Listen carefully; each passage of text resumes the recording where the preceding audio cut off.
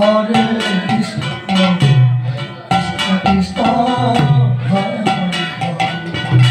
Hare Rama, Hare Rama, Rama Rama, Hare Hare, Hare Krishna, Krishna Krishna, Hare Hare, Hare Rama, Hare Rama, Rama Rama, Hare Hare, Hare Krishna, Radhe, Krishna Krishna, Hare Hare, Hare Rama, Hare Rama, Rama Rama, Hare Hare, Hare Krishna, Krishna Krishna, Hare Hare, Daja Sri Tai Gaur Sita Hare Hari Hari Hare Hare, Hare Krishna, Krishna Krishna, Hare Hare, Hare Rama,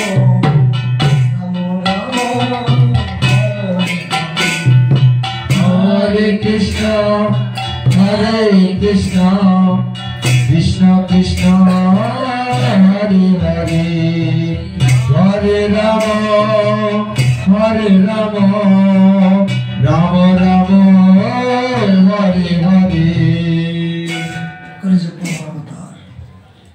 Shrimanta Chaitanya Mahaprabhu, এটা সাউন্ডটা বাড়িয়ে দিও তো।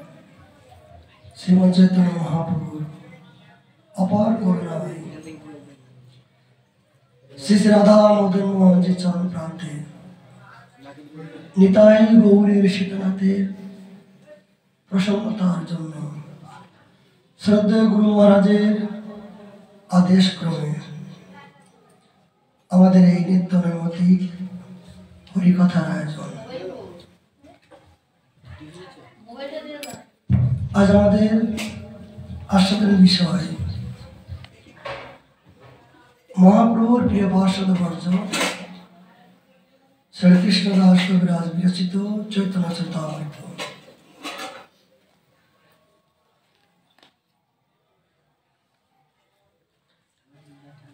1500 परिच्छेदे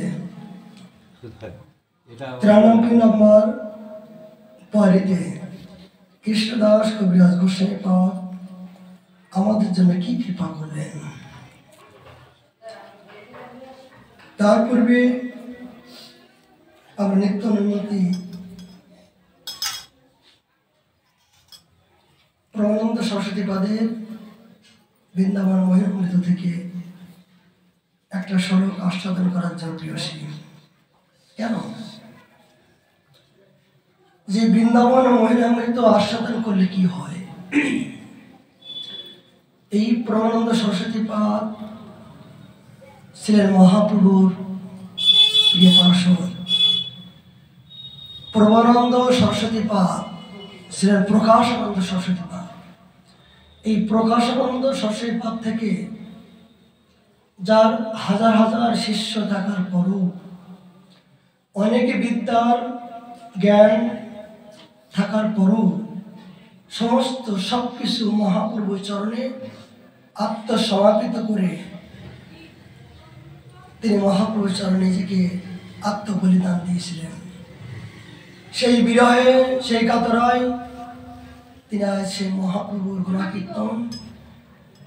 কেন মহাপ্রভু 12টা বছর যে গম্ভীরার মধ্য দিয়ে সর্বক্ষণ হারাধা হারাধা হারাধা যে বৃন্দাবন নামের প্রতি যে আসক্তি হয়েছিল, যে ভাবনায় ভাবিত হয়ে এই 12টা বছর তিনি একাধিক ক্রমে কোথাও যান নাই। এই ভাবটা কোন জাতির ছিল, কোন প্রকৃতির ভাবনা ছিল? এই সরস্বতী পাদ তার অনুভবের মাধ্যম দিয়ে এই মহাগ্রন্থ আমাদের জন্য দিয়েছেন। যেমন আমরা দেখতে পাই যে মহাপ্রভুর তৎকালীন দিনে যে নবদ্বীপে ছিলেন চপাল গোপাল। এই চপাল গোপাল মহাপ্রভুর ঘোর বিদ্বেষী। এমনকি শ্রীবাস অঙ্গনের অঙ্গিনায় যে হরিনাম সংকীর্তন হতো এটাও তিনি দেখতে পেতেন না। আপনারা সবাই জানেন তার জীবনে। কিন্তু চপাল গোপাল যখন জানতে পারলেন যে আমি প্রকৃত ব্রাহ্মণ কুলে জন্মগ্রহণ করব, আমার প্রকৃত কর্তব্য কি, এই জগতে আমাদের ভজন কখন শুরু হয়? প্রশ্ন যে আমরা সর্বক্ষণ যে বলি ভজন করব ভজন করব, ভজন কখন শুরু হয়, কোন সময় থেকে শুরু হয়? মহাজন বলছেন যে ভজন শুরু হয় এই সময় থেকে যখন জীব অনাদিকাল ধরে বহির্মুখ অবস্থা, এই বহির্মুখ অবস্থায় ৮৪ লক্ষবার জনে বিভিন্ন প্রকার ভ্রমণ করতে করতে যন্ত্রণা পেতে পেতে দগ্ধ। এই দগ্ধ হতে হতে এই সৃষ্টির সেরা দুর্লভ মনুষ্য জন্ম ধারণ করার মতো সৌভাগ্য হয়েছে। কিন্তু শুধু কি মনুষ্য জন্ম পেলেও কি ভজন হবে? নয়। শুধু কি মনুষ্য জন্ম হলে কি ভজন হয়? গোস্বামী বললেন তৎকথাপিও নয়। তবে কি ভজন শুরু হবে সেখান থেকে যখন প্রকৃত জীব জানতে পারবেন আমি সারা জীবন এই চক্রে ভ্রমণ করতে করতে আমার এই চক্র আর বন্ধ হচ্ছে না, পুনর্বি জনন পুনর্বি মরণ জননে জঠরে বারবার আমাকে এই ভ্রমণ করতে করতে ত্রাহি ত্রাহি। আমি কি ভ্রমণ করার জন্য আমার এই জীবনটা? আমার কি স্থিতি হবার কোনো লক্ষণ নাই? আমি কোথায় গেলে কোন পথ অবলম্বন করলে আমি আমার এই বন্ধন আমি মুক্ত হতে পারবো? জিজ্ঞাসা। জীব অনাদিকাল ধরে এই বিভ্রান্ত হতে হতে যখন প্রকৃত জীবের এই প্রশ্নটুকু আসবে যে আমি কে, আমার কর্তব্য কি, আমার করণীয় কি, আমি কি সারা জীবন এই জগতে থাকবো, আমাকে একদিন এই জগৎ থেকে চলে যেতে হবে এবং আমাকে কি নিয়ে যাব, আর আমি কি জন্য আসলাম, কি কর্তব্য, করণীয় কি, এই প্রশ্ন, এই প্রকৃত প্রশ্ন, এই উত্তর যখন একবার কোনো জীবের আসবে, জানতে ইচ্ছা হবে, তখন জীবের ভজন শুরু হবে। নিজের আত্মজ্ঞান, আত্মজিজ্ঞাসা, আমি কি, এই আমি কে, এই প্রশ্নের উত্তর যখন কেউ জানার জন্য ব্যাকুলতা হবে, জানার জন্য চেষ্টা করবে, সত্য তো আমি তো সারা জীবন ভুল করছি, হেলায় হারানো জীবন, আমি তো সারা জীবন এই আহার নিদ্রা ভয় মৈথুন, এই জন্য তো আমার প্রকৃত জীবন নয়। এই আহার নিদ্রা ভয় মৈথুন তো একটা পশুর জীবন দেখতে পাই, কিন্তু একটা পশুর জীবনের চেয়েও আমি সৃষ্টির সেরা মানব হয়ে জন্মগ্রহণ করলাম। তাহলে আমি দুর্লভ জন্মের আমার প্রকৃত সার্থকতা কি? এই কি আমি যে দুর্লভ, আমার সার্থকতা কি? এই জিজ্ঞাসা, এই প্রশ্ন যখন কোনো জীব একবার জানার জন্য কেউ উদয় হবে, নিজের ভিতরে যখন জিজ্ঞাসা হবে, প্রশ্ন আসবে, জানার ইচ্ছা করবে, তখন জীবের ভজন শুরু হবে যে কি কর্তব্য। তখন জীব ত্রাহি ত্রাহি, গৌরঙ্গের গুণনদী কোথায় গেলে পাবো, হারে তাই আগো আমি সারা জীবন একুল ওকুল দুকুল খাওয়ালাম আপন মাথা। রসুনদার বসে রেজি সারা জীবন সংসার ভজলি, গৌরঙ্গ না ভজলি, না শুনিলি সাধুর কথা, একুল ওকুল দুকুল খাওয়ালি আপন মাথা। এই নিজের মাথা থেকে আমি নিজের মাথা নিজেই খেলাম। এই মাথাটুকু যদি যখন সৎবুদ্ধি আসবে যে আমি মাথা খেতে চাই না, আমি পরম উপায় কি? পরম উপায়ে বিজয়াতে সংক্ষিপ্ত নই। আমার একমাত্র মনুষ্য জীবনের পরম উপায় কি? আমি সারা জীবন থাকবো না, আমাকে যেতে হবে, আমাকে পরম কিছু কর্ম করতে হবে। সেই কর্মটা কি? এই কর্মটা কি যখন জিজ্ঞাসাবাদ একবার আসবে, তখন ধীরে ধীরে সেই জীব তখন সাধু সঙ্গ প্রতি তার লালসা জাগবে, শ্রদ্ধা তখন শুরু হবে। কোথায় গেলে আমি পাবো গৌরাঙ্গের গুণনিধি? কোথায় গেলে পাবো? আমি আমার গৌরাঙ্গকে অনাদিকাল ধরে ভুলে গিয়েছিলাম। হায় হায় পোড়া কপাল, ঠিক ধিক পোড়া কপাল। গুরু, গৌর, গোবিন্দ এ আমার জন্ম জন্মান্তর ছিল, অনাদিকালের আমার বান্ধব, আমার নিজজন। কিন্তু আমি আমার কর্মরতে কৃষ্ণ বলি সেই জীব পরাধি ভৈর্মুখ, অতএব মহাত্মা দেখ সংসার। আমি সংসার চক্রে পড়ে আমি আমার আরাধ্য দেবতা নিজজনের কথা ভুলিয়ে রইলাম। হইব খার। তখন সেই জীবের চেতনা আসবে, হ্যাঁ তাই তো আমি তো ভুলিয়া রইলাম, আমাকে জাগতে হবে, না জাগলে তো আমাকে আবার আমাকে কষ্ট পেতে হবে। তখন তার শ্রদ্ধা শুরু হয়। এই শ্রদ্ধা যখন শুরু হয়, তখন গৌরাঙ্গের গুণনিধি কোথায় গেলে পাবো? কখন সাধু সঙ্গ করবো? কার কাছে গেলে আমি আমার প্রাণের কথা পাবো? কার কাছে গেলে আমি আমার এই আগুন নিভাতে পারবো? নির্বাপনাল আমি আমার আগুনের দাহরে কার, আমি কোথায় গেলে শীতলতা উপলব্ধি করতে পারবো?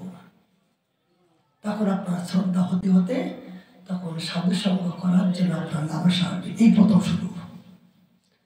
এই জীবের সর্বপ্রথম এই ভজনের শুরু হবে যে আমি তখন সাধু সঙ্গ করব। এই সাধু সঙ্গ করতে করতে তখন আপনার ভিতরে শ্রদ্ধা যখন পরিপক্ত দশা হবে, তখন সাধু আপনাকে বলবেন, শ্রদ্ধা পরিপক্ত হয়ে গেলে সাধু সঙ্গ, তারপর গুরু পদাশ্রয়।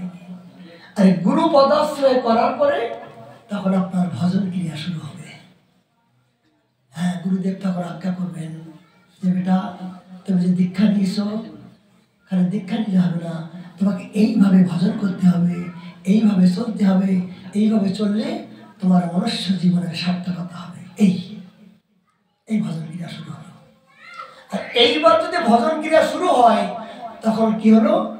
জীব অচিরাই মুক্ত হয়ে ভাগবত প্রাপ্তি হওয়ার জন্য তার এই মনুষ্য জীবনটা সার্থকতা তখনই হবে। যতক্ষণ পর্যন্ত জীবের এই জিজ্ঞাসাবাদ প্রশ্ন না আসবে, ততক্ষণ পর্যন্ত জীব অনাদিকাল ধরে বহির্মুখ অবস্থায় আবার চক্রে আমাকে আবার ঘুরতে হবে। এই ঘূর্ণি চক্রে আমাকে আর বলতে হবে না। এই জন্য যাহাতে আমরা এই জন্ম জন্মান্তরে আমাদেরকে আর দুঃখ না পেতে হবে, এই বন্ধনকে ছিন্ন করতে পারি এই জন্মে ছিন্ন করে আমি আমার গৌর চরণে আত্মনিবেদন করতে পারি। আচ্ছা, আমরা জগতে মনুষ্য রূপ নিয়ে আসলাম কি জন্য? আমরা নিতান্ত অপরাধী। এই অপরাধী জীব, পাপী জীব, এই জন্য আমরা আদি ভৌতিক, আদি দৈবিক, আধ্যাত্মিক এই ত্রিতাপ যন্ত্রণায় দগ্ধ হওয়ার জন্য এই জগতে মনুষ্য রূপ ধারণ করে এসেছি।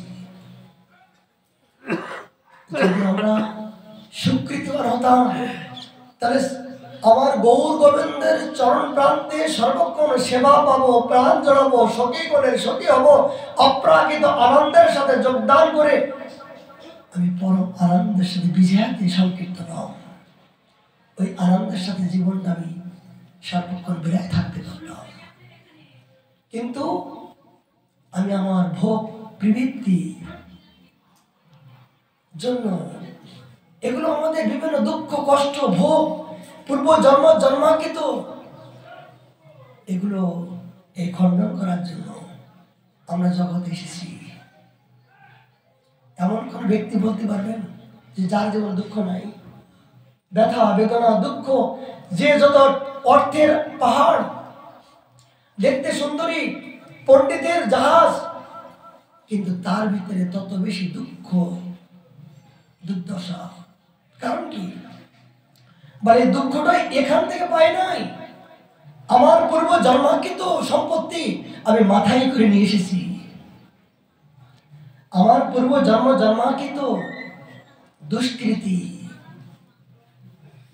যেগুলো আমি করেছি সেগুলো মাথায় নিয়ে আমি জন্মগ্রহণ করেছি। এই জন্য আমাকে ভোগ করতে হবে। আচ্ছা, আমার ব্যথা বেদনা রোগ শোক জরাবেদি হবার কারণ কি?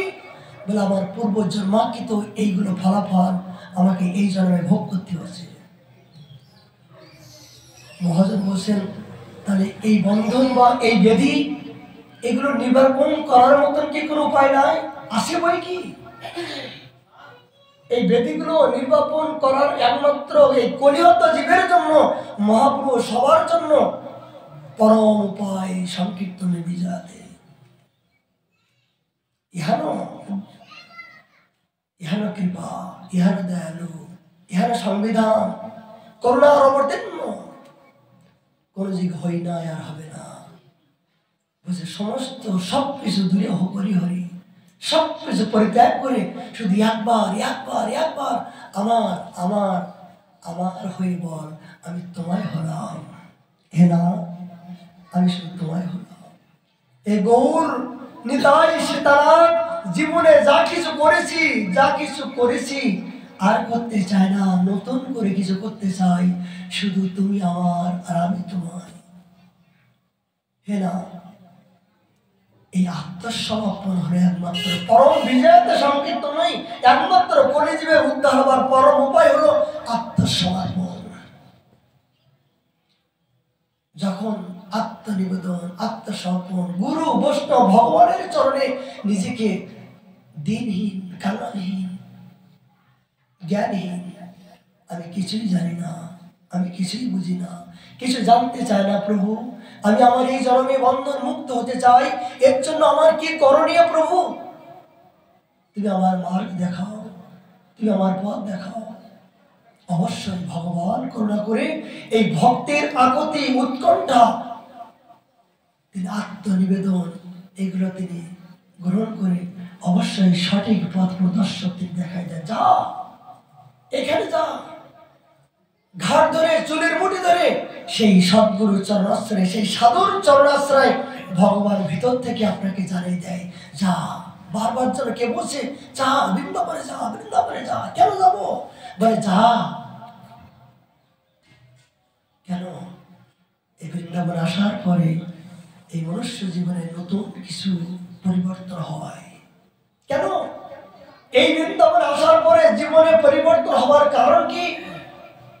এখানে তো বৃন্দাবন তো এই সাধারণ স্থান নয়, অপ্রাকৃত স্থান, কাল, পাত্র, বিধি, নিয়ম, বৃক্ষ, লতা, কীর্তি, কীট, মানুষ, ঋষি, মুনি, তপস্বী, ব্রহ্মর্ষি সবাই অপ্রাকৃত, সবাই কৃপা ভাজন, সবাই শ্রীমতী রাধারানীর কিঙ্কর কিঙ্করি, সবাই শ্রীমতী রাধারানীর প্রেমিক। রাজ পূর্ব জন্মাঙ্কিত সুকৃতি নিয়ে এই পবিত্র ধামে ভজন করার মতন সৌভাগ্য তিনি যাদেরকে কৃপা করেন, তিনি কেবল এই পবিত্র বৃন্দাবন ধামে বসবাস করে তিনি সাধন করার সামর্থ্য হন। যদি ভাগ্য করে ইহারা ব্যক্তিদের সংস্পর্শ, তাদের চরণ বন্দনা করার মতো সৌভাগ্য যদি কারোর জীবন হয়ে যায়, তার জন্মাঙ্কিত তার বন্ধন মুক্ত হয়ে গেল। দেখা হবে না, তার বন্ধন এই জননী জটে থেকে আসতে হবে না, এই জননী মুক্ত। সরস্বতীবাদ তার কৃপামৃত থেকে 11 শতকম থেকে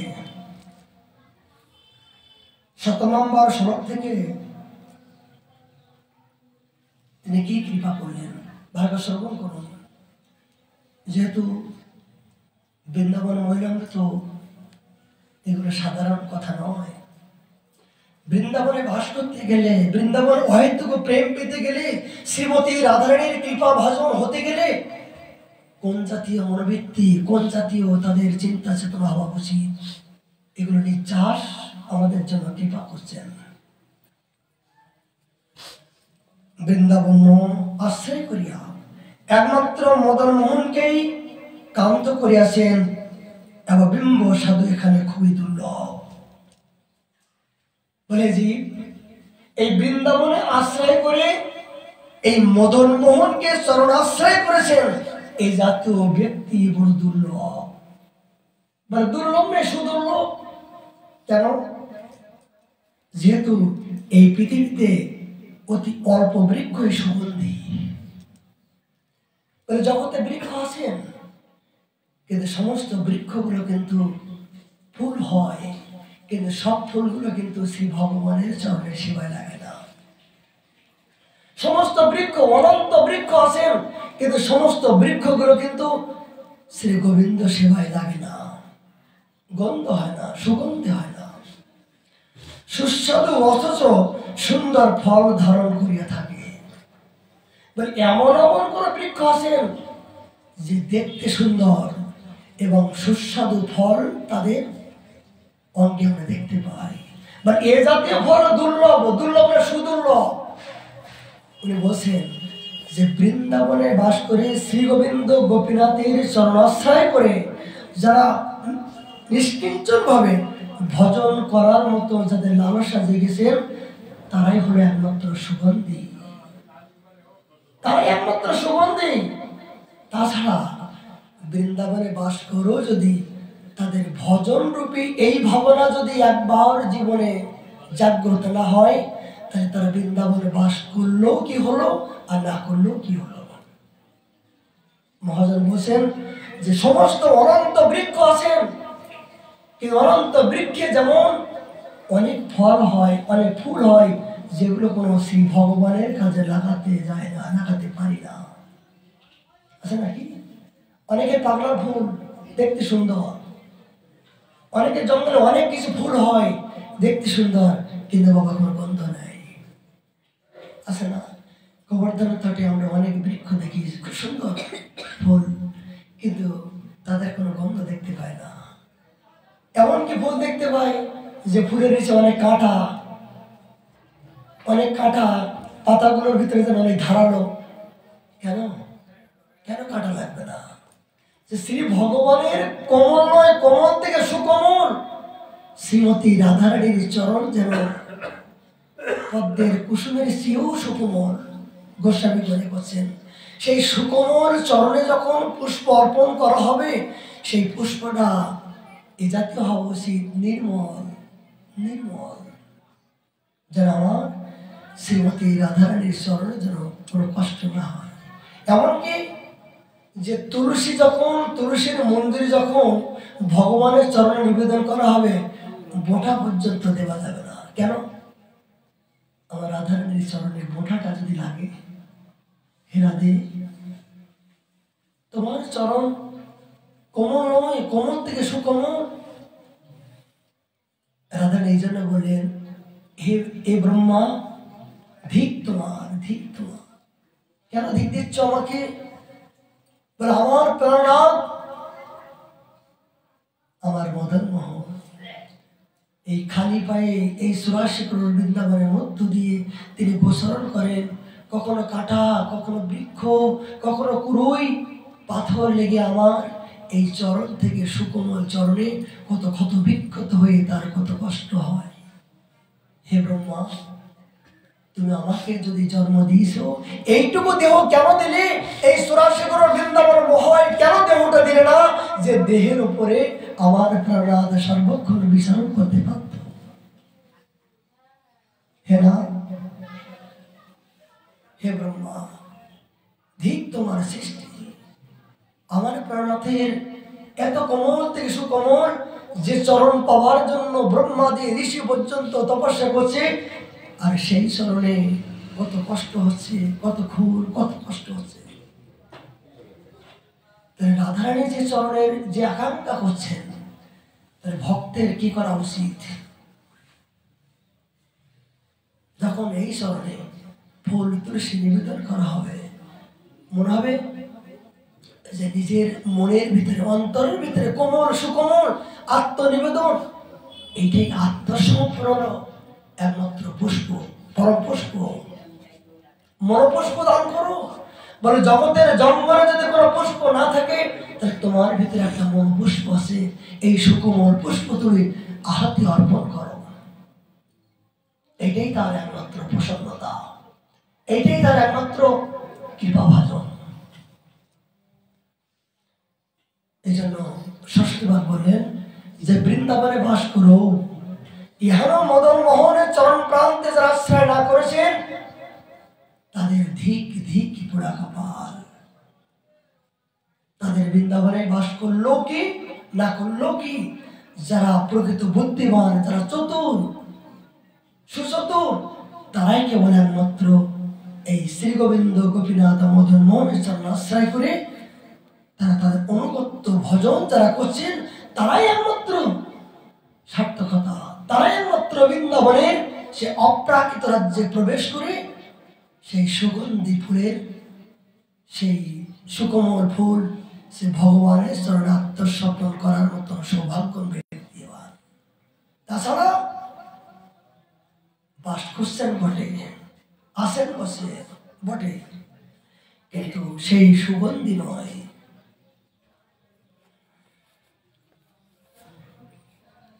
সরস্বতীপাদ এই জাতীয় আমাদেরকে দিক নির্দেশনা করছেন যে বৃন্দাবনে বাস করলে শুধু ভগবানকে পাওয়া যাবে না, এখানে অনুগত্য ভজন করতে হবে।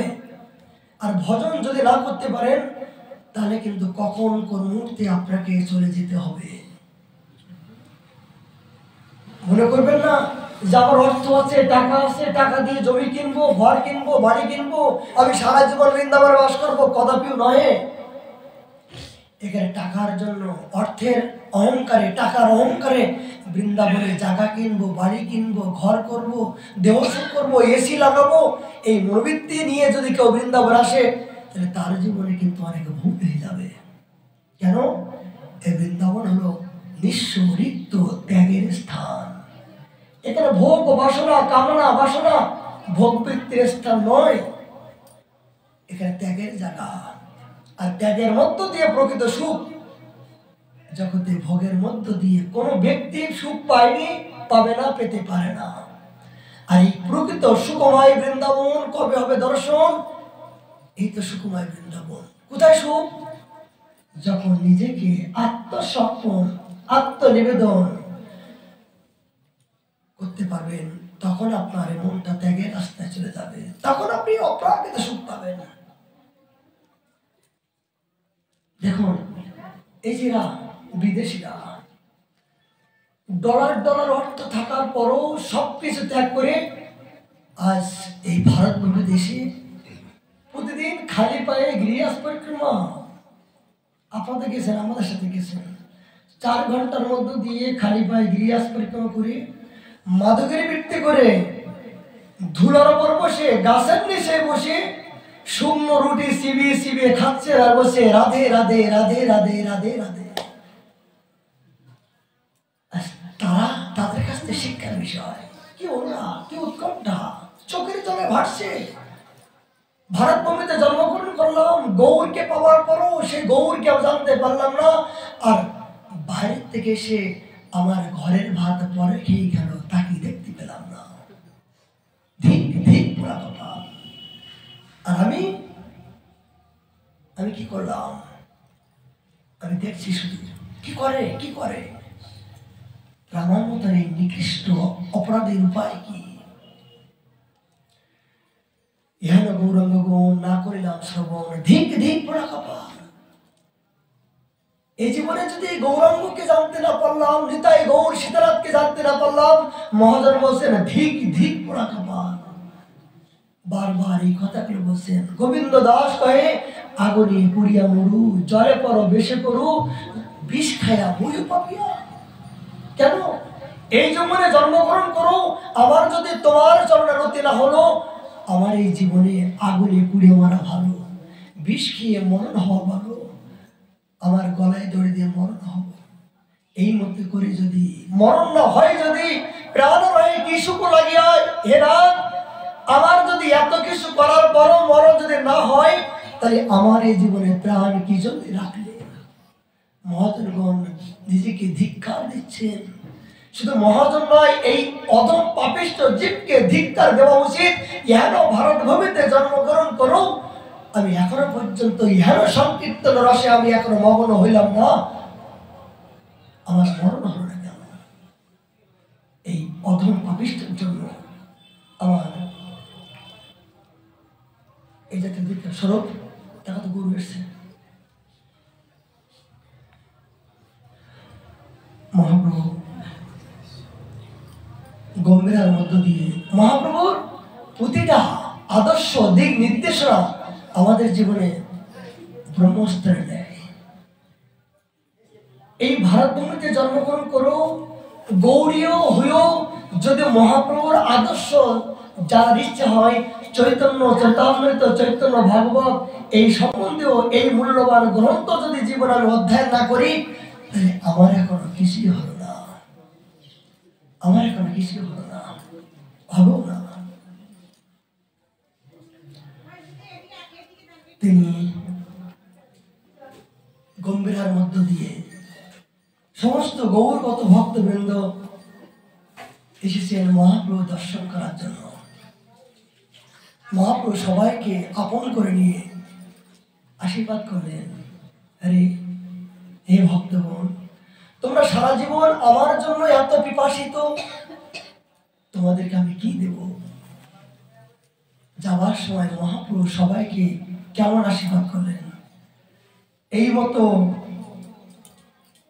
সম্মানিত সব ভক্তগণ শিবানন্দ সেনে কহে করিয়া সম্মান। শিবানন্দ, ও শিবানন্দ, সমস্ত গৃহ ভক্তের মধ্য দিয়ে এই সেন শিবানন্দ ছিলেন অনেক ধনাঢ্য ব্যক্তি, অনেক ধনী ব্যক্তি। মহাপ্রভু তাকে আদেশ করলেন এবং নিতাই চাঁদ আদেশ করলেন কি, শিবানন্দ, আমার গৌর ভক্ত যারা কাঙাল নিঃস্ব রিক্ত, এদেরকে তুমি লালন পালন করো। তারা সারা বছর এই গৌর দেশে প্রাণটা ছটফট করে আমাকে পাওয়ার জন্য, কিন্তু এই চতুর্মাস্য ব্রত করার জন্য যারা সংকল্প নিয়ে এই লীলাচল ধামে যাওয়ার জন্য তৈরি হবেন, এদেরকে রক্ষণাবেক্ষণ, এদেরকে দেখাশোনা লালন পালন করার দায়িত্ব, এই অর্থগুলো তুমি এদেরকে সেবায় লাগাবে। মহাপ্রভু সেন শিবানন্দকে এই দায়িত্ব দিয়েছিলেন। বাসুদেব দত্তের বলছেন, তুমি করিও সমাধান। বাসুদেব, আমি তোমাকে অনুরোধ করলাম, ভক্তের জীবনে না শুনলে প্রকৃত আনন্দ হয় না। আমার মহাপ্রভু জীবন চরিত্র আমাদের পুরো বিরহময়। এখানে আমাদের হাট বিলাসিতা বিনোদনের জায়গা নয়। যে গৌর গৌর বলতে আমাদের চোখে জল আসছে না কেন? গৌর বলতে আমাদের ব্যাকুলিত হচ্ছে না কেন? মানে এই জায়গায় আমাদের ঝামেলা, এই জায়গায় আমাদের কি হলো, বন্ধনে আমি আবদ্ধ হয়ে আছি। পরমদার ইহ যে দিনে যায় সে, যে দিনে ব্যয় করে নাই বাদে শেষে। বাসুদেবকে বললেন, বাসুদেব, আমার শিবানন্দ সর্বক্ষণ যা কিছু আয় করে নিজের জন্য রাখে না, সর্বক্ষণ সঙ্গে সঙ্গে ব্যয় করে দেয়। গৃহস্থ হয়নি ও চাহিয়ে সঞ্চয়, সঞ্চয় না করলে কুটুম্ব ভরসন না হয়। মহাপ্রভু কি শিক্ষা দিচ্ছেন, খুব সুন্দর প্রসঙ্গ চলে আসছে। আমাদের প্রকৃত মনুষ্য জীবনের, সংসার জীবনে, গৃহস্থ জীবনের কি কর্তব্য? বলছে, শিবানন্দ, অর্থ তোমাকে দিয়েছে, কিন্তু তুমি যা কিছু হবে সবকিছু যে তুমি সেবায় লাগাবা, এটা গৃহ ধর্মের জন্য নয়। শোনো, গৃহ ধর্মের জন্য তুমি সারা জীবনে সারাদিনে যা কিছু ইনকাম করবা, 4 ভাগ করতে হবে। 1 ভাগ তোমার নিজের সংসারের জন্য, 1 ভাগ আত্মীয় স্বজনের জন্য, 1 ভাগ ভগবানের জন্য, আর 1 ভাগ তোমাকে সঞ্চয় করার জন্য। কেন? এই সঞ্চয় না হলে কুটুম্ব পরিষদ বিভিন্ন প্রকার সমস্যা ঝঞ্ঝাটের মধ্য দিয়ে তুমি যদি তাদের পাশে না দাঁড়াতে পারো, তাহলে তুমি কিন্তু ওই সংসারী একজন ব্যক্তি হতে পারবে না। সবাই তোমাকে কিন্তু ঘৃণা করবে। কি আদর্শ!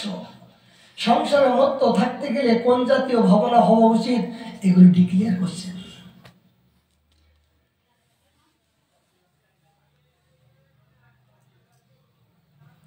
ইহার ঘরের আয় ব্যয় সব তোমার স্থানে সংরক্ষণ হইয়া তুমি করি সমাধানে। এরেশ বাসুদেব, তোমার এই ঘরের আয় ব্যয় তোমার হাতে, তুমি হিসাব কিতাব করে তুমি ব্যয় করো।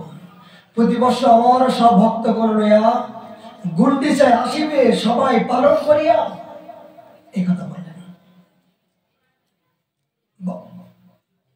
বাসুদেব ছিলেন আজ শিবানন্দ সেনের নিজজন।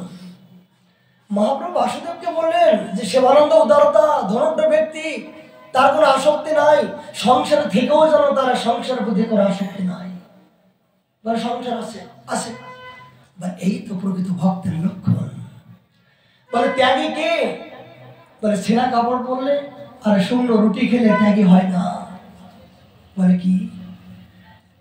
বলে সংসারে থেকেও ত্যাগী হওয়া যায়। কেমন করে? বলে তার ভোগ করার মতন সবকিছু আছে, অর্থ আছে, সম্মান আছে, নারী আছে, কামিনী কাঞ্চন সবই আছে, কিন্তু সবকিছু থাকার পরও তার কিছু নাই। যেমন জলের ভিতরে পদ্ম ফুল আছেন, জলের ভিতরে বাস করছেন, কিন্তু জলটাকে স্পর্শ করতে পারছে না। পারছে নাকি বলেন তো? পদ্ম ফুলগুলো জলে বাস করছেন, কিন্তু পদ্ম ফুলের উপরে জলটা দিত, থাকবে নাকি? মহাপ্রভু এই জাতীয় সিদ্ধান্ত বলছেন, সংসার থাকো, সংসার যেন তোমাকে না ধরতে পারে। আর তুমি যেন সংসার প্রতি আসক্ত হও না। আসক্ত যদি হতে হয়, গুরু বৈষ্ণব ভগবান এই তিনের করিয়া স্মরণ, এর প্রতি তুমি করো আসক্ত, তবেই তোমার সংসার ছাড়ি। সংসার যে করতে হয়, কৃষ্ণের সংসার ছাড়ি জগতে সবই অনাচার। কৃষ্ণকে নিয়ে যদি তুমি সংসার করো, তবেই তোমার প্রকৃত সংসারে সার্থকতা হবে। কৃষ্ণকে বাদ দিয়ে যদি তুমি সংসার করো, তাহলে সবই অনাচার। মহাপ্রভু বললেন এইটাই। জানেন তো তার ভক্তের ভাবনা। কলিরবাসীর কহে সম্মান করিয়া, প্রত্যক্ষ আসিবে যাত্রায় পট্ট লইয়া। শোনো, আমার গৌরদেশ থেকে আমার জন্য পট্ট ধরে নিয়ে আসো। গুণরাজ খান কইল কৃষ্ণ বিষয়, তাহা এক বাক্য তার আছে প্রেমময়। মহাপ্রভু এই শিবানন্দ সেনের সমস্ত ভাই যারা ছিলেন, তাদের যেন কিনে নিয়েছেন। আমারে কিনিয়া নাও ভজ গৌর হরি।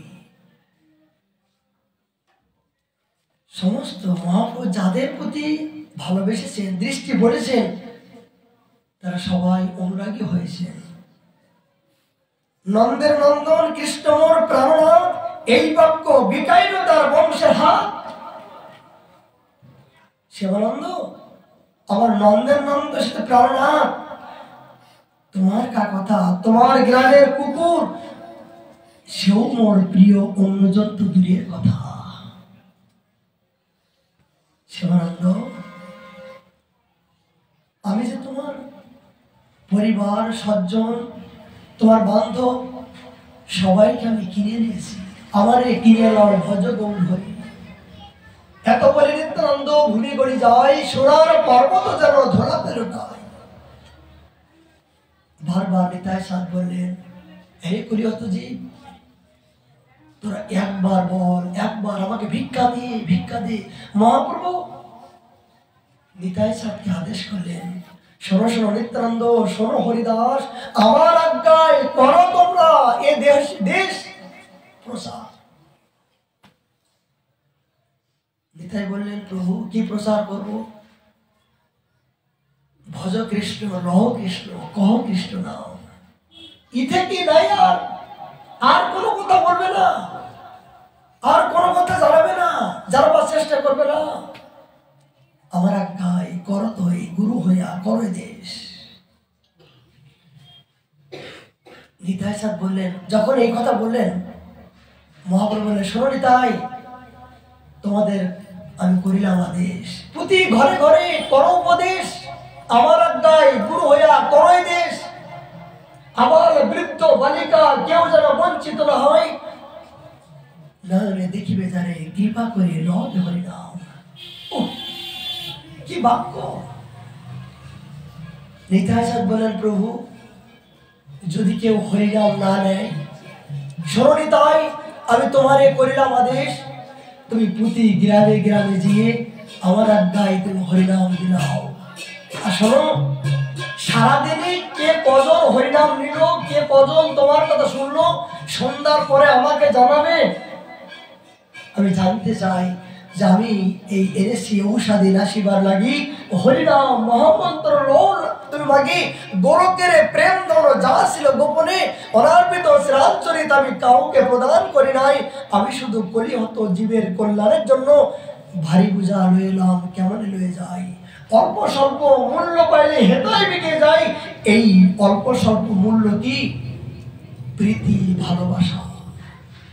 নিতাই, আমি তো গম্ভীরান্বিত রইলাম, উপায় কি? আমি তো হলো না, আমি তোমাকে শক্তি সঞ্চার করলাম। নিতাই, আমার আজ্ঞায় প্রসার করো। বলে, প্রভু সন্ধ্যার পরে এসে তোমার সাথে নালিশ করলে তুমি কি করবো? বলে, কি করবো জানো?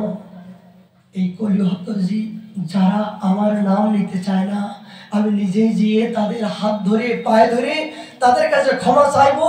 হে জীব, এনেছি এনেছি তোদের ভয় নাই, এনেছি এনেছি তোদের ভয় নাই, ভয় নাই তোদের। নিতাই এসেছে, গৌর এসেছে, ইহার অবতার, ইহার করুণার অবতীর্ণ কোন জায়গায় ছিল না, আর থাকবে না। চৈতন্যদেব নিজেই বললেন নিতাইকে যে আমি যাবো, নিজেই যাবো, আমি কলিহত জীবের সমস্ত হাত ধরবো, পায়ে ধরবো, সবাইকে বলবো তোমরা লহ কৃষ্ণ নাম, লহ নাম, কৃষ্ণ নাম, জপ নাম। বলুন তো, এই জন্য তো অবতার সার গোর অবতার, কেননা ভজিল তারে। সমস্ত অবতারের সার মহাপ্রভুকে বলছে, এই জন্য করুণার অবতীর্ণ। যা কোন যুগে কোন অবতারে এই জাতীয় শিক্ষা, এই জাতীয় আদর্শ, এই জাতীয় কৃপা, দয়ালু, উদারতা আমরা দেখতে পাই না। পাবেন কোন অবতার, কুর্ম অবতার, বড় অবতার, নৃসিংহ অবতার, যত প্রকার অবতার, কাউকে হাত ধরি নাই, পায়ে ধরি নাই, কারোর পাশে যে কাঁদি নাই, কারোর কৃপা করার জন্য তিনি ধুলাই গড়াগড়ি দেন নাই। এত বলে নিত্যানন্দ ধুলি গড়ে যায়, সোনার পর্বত যেন। যিনি আজ সংকর্ষণ, যিনি আজ নিত্যানন্দ, যিনি আজ বলরাম অবতার হয়ে আজ বৃন্দাবন অবতীর্ণ করেছেন, তিনি আজ কলিহত জীবের কল্যাণ করার জন্য ধুলায় লুটপাট করছেন, আমার মতন এই পাষণ্ডকে উদ্ধার করার জন্য। ইহান অবতারে যা রতি না হইল, লোসন বলে ধিক ধিকে পড়া কপাল। ইহান অবতারে এগুলো দেখো, যেন যদি আমার এখনো রতিমতি না হয়। রসুনদার বলছেন ধিক ধিক পোড়া কপাল, আমার মতন এই পোড়া কপালের আর গতি হবার কোন উপায় নাই, উপায় নাই, উপায় নাই। এখানে বলেন, মহাপ্রভু বারবার বলেন, তোমার কা কথা এই বসুরানন্দ, এই শিবানন্দ, আমি তোমাদেরকে আপন করে নিয়েছি, তোমাদের সমস্ত দায় দায়িত্ব আমি বহন করে নিয়েছি। কেন? ভগবান গীতায় বললেন যে আমার হয় তার আমি হই, অন্য চিন্তান্ন মাংযে ভোজ্য ভাষতে নিত্য বিচক্তাম যোগক্ষম বাহম। কেউ যদি আমার ভজন করে, কেউ যদি আমার জন্য আত্মসমর্পণ করে, তার সমস্ত সংসারের আমি দায় দায়িত্ব নিজেই বহন করে, আমি নিজেই মাথায় করে নিয়ে তার সমস্ত সংসার নির্বাপন আমি নির্বাপন করে থাকি। এতে কোনো সন্দেহ নাই। করছিল না অর্জুন মিশ্রের? করছিল না অর্জুন মিশ্রের সমস্ত দায় দায়িত্ব ভগবান নিজেই কৃষ্ণ বলরাম নিজেই ঠেলার গাড়িতে করে চাল ডাল নিয়ে অর্জুন মিস্ত্রির ঘরে তিনি ঠেলা গাড়ির ড্রাইভার হয়েছেন। গোলকের তিনি ঠাকুর, তিনি আজ ঠেলা গাড়ির দারোয়ান হয়েছেন। ওই ভক্তের বোঝা বহন করছেন, করে চাবুকের বাড়ি খেতে খেতে ভক্তের কৃপা করার জন্য তার এত দয়ালু। এগুলো দেখে শুনে যদি আমাদের এখনো শ্রদ্ধা না হয়, আর হবে না, আর হবে না। মহাপ্রভু বলেন, তোমার তো দূরের কথা, তোমার সমস্ত গ্রামের কুকুরগুলো পর্যন্ত আমি সবাইকে প্রেম দান করলাম। শ্রীবাস ঠাকুরের কে বললেন, শ্রীবাস এই প্রতিদিন আগে স্নান করার জন্য কে জল নিয়ে আসে? বলে দুঃখী। দুঃখী বলে একজন আসে, আমার বাড়িতে কাজ করে। বলে না, যারা আমার সেবা করে, আমার যারা আনন্দ দেয়, তার নাম কোনোদিন জড়জগতের দুঃখী হতে পারে না। আজ থেকে নাম দিলাম সুখী। কি আদর্শ! আজ থেকে নাম দিলাম সুখী। আমার যারা সেবার জন্য সংকল্প করেছেন, তার নাম কোনোদিন দুঃখী হতে পারে না, সে আমার সুখী। পরম বিজয়াতে সংকীর্তন, মানে সংকীর্তন যজ্ঞে যারা শিব সঙ্গনে সর্বক্ষণ কীর্তনের ধ্বনি যারা শ্রবণ করছেন, বৃক্ষ লতা কীর্তি কীট, এমনকি যে জল নিয়ে আসছেন যিনি ঝি, আমার সংকীর্তনে বিজয়াতে এই সংকীর্তন যার কর্ণের ভিতরে গেছেন, যারা শ্রবণ করছেন, তারা তাদের নাম দুঃখী হতে পারে না। আর এই জীবনে কোনো দুঃখী হতে পারে না। আমি নাম দিলাম, আজ থেকে বললাম হলো সুখী। এগুলো কেমন বলবো না কথা! মহাপ্রভু কি কৃপা, কি উদারতা, কি শিক্ষা! তার সেন সেবানন্দ সমস্ত পরিবার মহাপ্রভু তাকে আপন করে নিলেন। তবে রামানন্দ আর সত্যরাজ খান প্রভুর চরণে কিছু কইল নিবেদন, এ প্রভু, হে না, গৃহস্থ বিষয়ে আমি কি মোর সাধনে শ্রীমুখে আজ্ঞা করো প্রভু নিবদি চরণে। তো সিদ্ধান্তমূলক আলোচনা চলে আসছে। রামানন্দ সত্যরাজ খান মহাপ্রভু প্রিয় পার্শ্বদ বললেন, প্রভু, আমরা ঘর গৃহস্থের মধ্য দিয়ে আমরা হাবুডুবু খাচ্ছি, উপায় কি? কোন পথ অবলম্বন করলে, কোন কর্ম করলে তোমার প্রসন্নতা হবে? আমাদের কোন কর্ম করলে এই গৃহস্থ ধর্ম আমরা পরিপূর্ণ হব? তুমি আমাদেরকে কিছু আদেশ করো। কইল নিবেদন, গৃহস্থ বিষয়ে আমি কি মোর সাধনে শ্রীমুখে আজ্ঞা করা প্রভু নিবেদি তোমার চরণে, তোমার চরণে নিবেদন করি যে তুমি আজ্ঞা করো। প্রভু কহে, কৃষ্ণ সেবা বৈষ্ণব সেবা নিরন্তর করো কৃষ্ণ নাম সংকীর্তন। পরম বিজয় সংকীর্তন বলছিলাম। বলে গৃহস্থের কর্ম কি? আমরা যে গৃহস্থ হয়েছি, আমাদের কর্ম কি? গৃহে থাকো, মনে থাকো, হা করো, বলে ডাকো। গৃহে কর্ম বলছেন মহাপুরুষ সনাতনকে এই কথা বললেন, জীবে দয়া নামে রসি বৈষ্ণব সেবন ইহা বই ধর্ম আর রায় সনাতন। সনাতন একমাত্র কলিযুক্ত জীবে তুমি পরিত্রাণ পাওয়ার জন্য এই তিনটা বস্তু অবলম্বন করলে তুমি অবশ্যই মুক্ত পাবে। মহাপ্রভু এইটাই তারা রামানন্দ এই কথা বললেন। কি বললেন? কৃষ্ণ সেবা বৈষ্ণব সেবা নিরন্তর করো কৃষ্ণ সংকীর্তন। নিরন্তর বুঝে, নিরন্তর মানে কি? সর্বক্ষণ, সর্বক্ষণ নিরন্তর খাইতে শুইতে যথা তথা নাম লয়, এইটা নিরন্তর।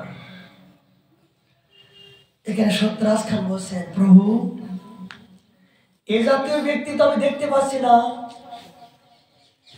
আমি বৈষ্ণব চিনিব কেমনে? তুমি যে আমাদেরকে বললো যে কৃষ্ণ নিরন্তর, কৃষ্ণ নাম যার বদলে তাকে বৈষ্ণব জানিবে, কিন্তু সে জাতীয় ব্যক্তি তো আমি চিনতে পারছি না, কেমন করে চিনব? কে বৈষ্ণব? কহ তার সামান্য লক্ষ্য নেই। বলছে জগৎ আমি কেমন করে বৈষ্ণব চিনবো, কৃপা করে আমাদেরকে লক্ষণ জানান।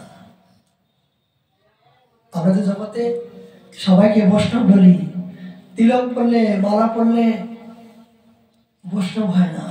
বৈষ্ণব লক্ষণগুলো এখানে নির্ধারণ করছেন কি,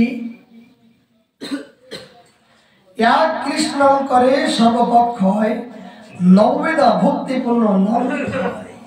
শোনো বৈষ্ণব,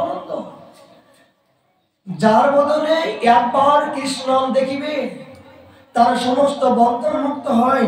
কৃষ্ণ নামে কোনো বিধি বিচার নাই, নববিধা ভক্তি এক হরিনাম হইতে হয়।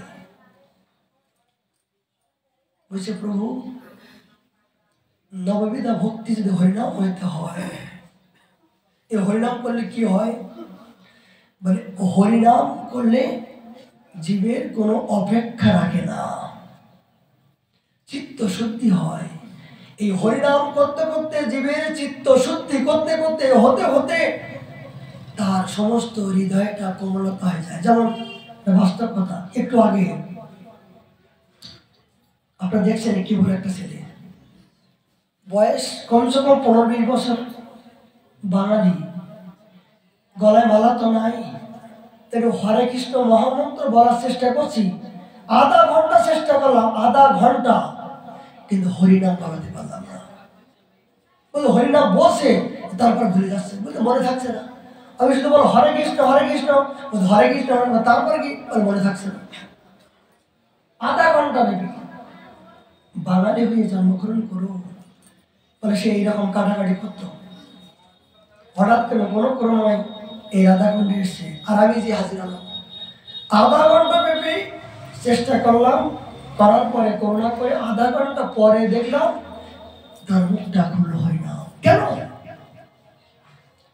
কোন পাপীর যতক্ষণ পর্যন্ত পাপ থাকবে, এই পাপীর মুখে হরিনাম স্পষ্ট ভাবে আসবে না। আমরা মনে করছি হরে কৃষ্ণ মহামন্ত্র বলতে বলতে অভ্যস্ত হয়ে গেছেন, কিন্তু অনেকে হরিনাম শুনতেও পায় না। ভারত ভূমিতে জন্মগ্রহণ করছেন, কিন্তু এখনো হরিনাম শুনলেও তারা শোনার চেষ্টা করে না, বলার চেষ্টা করে না, জানার চেষ্টা করে না। এই জাতীয় দুষ্কৃতি ভরা, কত জন্ম জন্মান্তরের যে দুষ্কৃতি ভরা জীবের, বড় কঠিন। মহাপ্রভু এটা বললেন যে যার বদনে কৃষ্ণ নাম বারবার বলার পরও যদি নাই সে কৃষ্ণ নাম, জানিবে জন্ম জন্মান্তরিত কোটি কোটি জন্মের অপরাধ আছে সঞ্চয়। এই অপরাধের জন্য এই তার মধ্যে কৃষ্ণ ভান্ডার। বসুর অনন্তকে জগৎকে হরিনামে শিক্ষা দিচ্ছেন যে কৃষ্ণ নাম যার বদলে আইসি একবার তাকে জানিবে বৈষ্ণব প্রধান। কেন? কৃষ্ণ নাম কোনো বিধি অপেক্ষা করে না, নিয়ম নাই, বিধি নাই, স্থান কাল পাত্র ব্যক্তি অপেক্ষা নাই, বলে দীক্ষা অপেক্ষা নাই। এমনকি দীক্ষার অপেক্ষা নাই। কেউ যদি মনে করেন আমি দীক্ষা নেবো না, নাই নেওয়ার দরকার, কিন্তু দীক্ষা না নিয়ে যদি হরিনাম শুরু করে, তা হরিনাম করতে করতে চিত্ত শুদ্ধি হতে হতে নাম চিন্তামণি, নাম চিন্তামণি আপনার কখন কোন মুহূর্তেই আপনার দীক্ষা নেওয়ার প্রয়োজন না, প্রভু আপনাকে সেখানে নিয়ে যাবে সামর্থ্যবান। নামের করুণা হলে, নামের দয়া হলে আপনার কখন কোন মুহূর্তে কার প্রয়োজন, কোন দোকানে গেলে কোন বস্তু পাওয়া যাবে, এই ভিতর থেকে বারবার আপনাকে জাগিয়ে সেখানে নিয়ে যেতে বাধ্য হবেই হবে। একমাত্র নামের করুণা হতে পারে। এই জন্য নববিধা ভক্তি হয় এক হরিনাম হইতে। শ্রবণ কীর্তন বন্ধন, শ্রবণ কীর্তন বন্ধন আসেই, কিন্তু শ্রবণ করলাম হরিনাম করলাম না, বন্দনা করলাম অর্চন করলাম হরিনাম করলাম না, বলে সবকিছু সাধন করলাম কিন্তু হরিনাম করলাম না। বলছি কি হলো? বলে হরিনাম যদি একজন সুন্দরী রমণী, তাকে অনেক অলঙ্কারে বিভূষিত করে আমি সাজালাম, কিন্তু যদি তার অঙ্গে বিবস্ত্র থাকে, যদি এই সুন্দরী রমণীর যদি অঙ্গে বিবস্ত্র থাকে, আপনি সোনা দানা অলঙ্কার সাজালেন, যদি বিবস্ত্র বিহীন যেমন ওই সুন্দরী রমণীর যেমন বিদৃশ্য, ঠিক আমি নববিধা ভক্তি অবলম্বন করলাম, কিন্তু হরিনামকে আশ্রয় করলাম না বলে আমার সমস্ত যজ্ঞ তপস্যা ধ্যান ব্রত সাধন ভজন সবকিছু নিষ্ফল, সবই নিষ্ফল। মানে বেদ বিধি কবু না জানে, মানে কিছু জানার দরকার নাই। বলে বাবা মূর্খ, লেখাপড়া জানি না। বলে খুব ভালো, লেখাপড়া না জানাই ভালো। যখন বেশি লেখাপড়া জানবে তখন অনেক বিদ্যা অহংকার গর্ব বাড়বে। তাহলে কি করতে হবে? গুরু মরে মূর্খ জানিয়ে করিয়া শাসন। কি শিক্ষা! মহাপ্রভু বলছেন প্রকাশনের কাছে যে তুমি ভাবুকের মতন এই জাতীয় তুমি ভাবকালে বেশিতে আইলে তুমি কাশি দেবে। তুমি কি করছো? তুমি ব্রাহ্মণ, তুমি পণ্ডিত, তুমি বিদ্বান, তুমি জ্ঞানের ভান্ডার, সবাইকে প্রচার করবে, জানবে। তুমি ভাবুকের মতন কখনো কাঁদো, কখনো হাসো, কখনো এই ভাব কেন? মহাপ্রভু বলেন, রে প্রসানন্দ, আমি কিছুই জানি না, জানতে চাই না, বুঝতে চাই না, আর জানার চেষ্টাও করি না। বলে কি জানতে চাও? আমার শ্রী গুরুদেব করুণা করে আমাকে আজ্ঞা করেছেন, এই আজ্ঞা পালন করার জন্য আমার জীবন। এখানে বলে কি? গুরু মেরে করিয়া শাসন, কৃষ্ণ নাম করো সদা, এই তোমার সাধন, এই ভজন, এই সাধন। বলে গুরুদেব আমাকে আজ্ঞা করেছেন, তাই আমি হরিনাম করি। আর হরিনাম করতে করতে কখন চোখ দিয়ে জল আসে, কখন আমি ভাবে বিভোর হয়ে অশ্রু কম্প বৈবন্য হয়ে আমি বিগলিত হয়ে যাই। এ সরস্বতীবাদ, এই যে সরস্বতীবাদ বলছে প্রসন্ন, আমি নিজেই জানি না আমি যে কেন কাঁদলাম, কেন কাঁদি। নাম যেন আমাকে সবকিছু কাঁদিয়ে ফেলে, নাম যেন আমাকে সবকিছু ভুলে যায়, নাম যেন আমাকে সবকিছু পাগল পাগল করে দেয়। কৃষ্ণ নাম করিতে হইলাম পাগল। পাগল আমি হই না, নাম প্রভু আমাকে পাগল করেছে। আর পাগল ছাড়া তো ভগবানকে কেউ ভালোবাসতে জানে না। যতক্ষণ আপনি নিঃস্ব নিত্য পাগল না হতে পেরেছেন, ততক্ষণ পর্যন্ত এই ব্রজের রাগ অনুরাগী ভজনের ভিতরে প্রবেশ করার অধিকার নাই। তাহলে বৃন্দাবনবাসী তো বৈষ্ণবে গৌণ প্রথমে বন্দনা করি সবার চরণ। তাই বৃন্দাবনবাসী কেমন করে চিনব? বলে কেন? ভালো কাপড় পরা, যাদের 8টা 10টা আশ্রম আছে, এই জাতের বৃন্দাবন মহাপ্রদের ছেঁড়া কাতা নেড়া মাথা গায়ে বই বাস জাসিয়া মাগিয়া উদার ভর্তি করবে, এই হলো বৃন্দাবনবাসীর অলঙ্কার। এই অলঙ্কারের মধ্য দিয়ে তুমি দেখতে পাও, তবে তুমি সেই সত্য বস্তু সন্ধান পাবে। এরাই তো পাগল।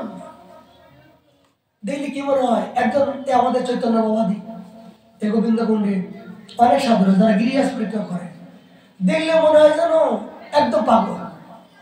ছেঁড়া কাপড়, তাদেরকে কাপড় কেনা পয়সা নাই। কাপড়ের পুরলি তারা লাইন দিচ্ছে দেওয়ার জন্য। ভালো মন্দ খাবারের ইচ্ছা নাই, ভালো মন্দ খাবার জন্য তারা লাইন দিচ্ছে দেওয়ার জন্য। শুধু বাবা একবার হ্যাঁ করলে হয়। মাটিতে সই কেন? সোনার খাটও বানিয়ে দেবো, সোনার খাট বানিয়ে দেওয়ার জন্য তৈরি আছেন। এগুলো তো করবো না, দেখবো না, এগুলো ভোগ করবো না বলে তো ছেঁড়া কাপড় পরলাম। কেন? ওইগুলোর মধ্যে যে দুঃখ পেয়েছি, আঘাত পেয়েছি, এগুলো আমি মলমূত্রে নেই ত্যাগ করলাম। কিসে সুখ? ছেঁড়া কাপড়ের মধ্যে যে সুখ পাচ্ছি, আনন্দ পাচ্ছি, গাছের নিচে বসে এই যে ভিক্ষা করে মাদুকরি করে যে আনন্দ পাচ্ছি, কোটি টাকার মধ্য থেকেও সেই আনন্দ আমি পাই নাই। কেন? সেখানে ছিল শুধু বিষয়, বাসনা, কামনা, ভোগ, বিবৃতি। দাও দাও দাও, নেই নেই নেই, এই সারা জগতে আর কিছুই ছিল না, আর কিছুই উপলব্ধি করতে পারি না। কিন্তু এখন মনে করলাম হয়েছে হয়েছে, হবে হবে হবে। কখন হবে? এই জন্মে নাই, কোন জন্ম হবে তো হবে। একবার যখন তোমার চরণাশ্রিত হয়েছি প্রভু, তুমি তো ঠাকুর, তোমারই কুকুর বলিয়া জানো মরে, তুমি আমাকে নিঃস্বরিত করবা না প্রভু। একটু ভক্তমানের কথা বলতেই লালসা হচ্ছে। এখানে অনেক সিদ্ধান্ত আছে, খুব সিদ্ধান্তমূলক আলোচনা। চৈতন্য চৈতন্য জ্ঞান গর্ব আমাদের ভজনের চরম পর্যায়ে। এগুলো কি বলবো, অবাক হয়ে যায় যে এই কথাগুলো যখন দেখি তখন নিজেকে ধিক্কার আসে, জীবনে কিছুই করতে পারলাম না, এখনো ভজন সাধন কি এটা জানতে পারলাম না। প্রথমে যখন মনে করছিলাম যে ভজন সাধন বোধহয় সহজ সরল, কিন্তু যত দিন যাচ্ছে তত মনে করছে নিজেকে ধিক্কার, মনে হচ্ছে প্রভু জীবনে এখনো যে কিছুই করতে পারলাম না, বিফলে জীবনটা চলে গেল। না পাচ্ছি গ্রন্থ অধ্যয়ন করতে, না পাচ্ছি তোমার চিন্তন করতে, না পাচ্ছি ভজন করতে। এই জীবনটা বার্ধক্য সময়ে তোমাকে তোমার শরণ আশ্রয় করলাম, ধিক ধিক জীবনে কিছুই করতে পারলাম না। এই জন্য ছোট বাচ্চাদের দেখে মনে হয় যে তারা কত সংস্কার, ছোটবেলা থেকে তারা জাতরতি হয়ে তারা মালা তিলক পরে আজ তারা ভজন করার জন্য তারা তৈরি হয়েছেন, পূর্ব জন্মাঙ্কিত তাদের স্বীকৃতি এসছেন। কিন্তু এই পশু জীবনে আমার দেখে ধিক্কার আসে যে এই ছোটবেলার থেকে এই সম্পত্তি আমি পেতে পারলাম না।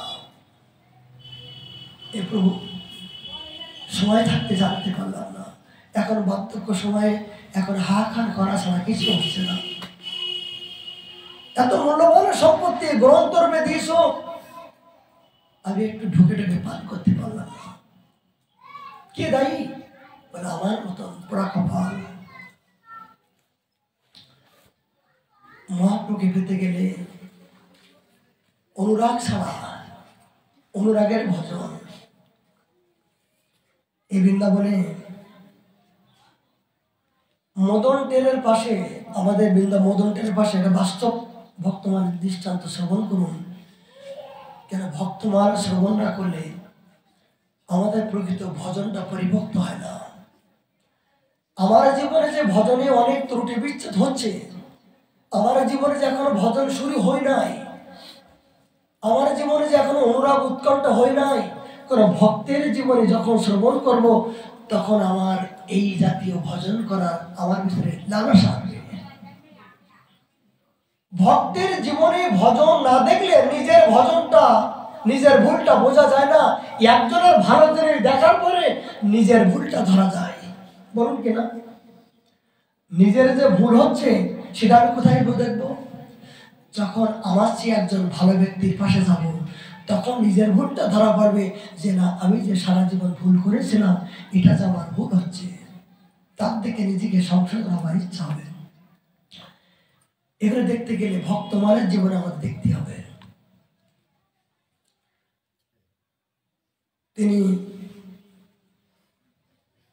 প্রায় এখানে বেশি দিনের কথা, 150 বছর আগের কথা, মদনমোহন মন্দিরের নিকটে এক অন্ধ বাবা, অন্ধ বাবা, যদি বলেন অন্ধ কেমন করে? জন্মসূত্র অন্ধ নয়, তিনি জন্মসূত্র অন্ধ নয়, মানে কেমন? তিনি মদন ঠোরের দিন ভরে রাধাকৃষ্ণের লীলা স্মরণ করতে করতে চোখের জলে ভাসতে ভাসতে হা রাধে হা কৃষ্ণ শুধু জীবন ধারণ করার জন্য সারাদিন একবার মাধবগিরি বৃত্তি করতেন। আর সর্বক্ষণ তিনি হা রাধে হা কৃষ্ণ বলে চোখের জলে ভাসতে ভাসতে, এই চোখের জল পড়তে পড়তে তার চোখটা অন্ধ হয়ে গিয়েছিল। কৃষ্ণ বিরহে যে কত কাতরতা, এই জল পড়তে পড়তে অন্ধ হয়ে গিয়েছিল। এই জন্য তার নাম হলো অন্ধ বাবা।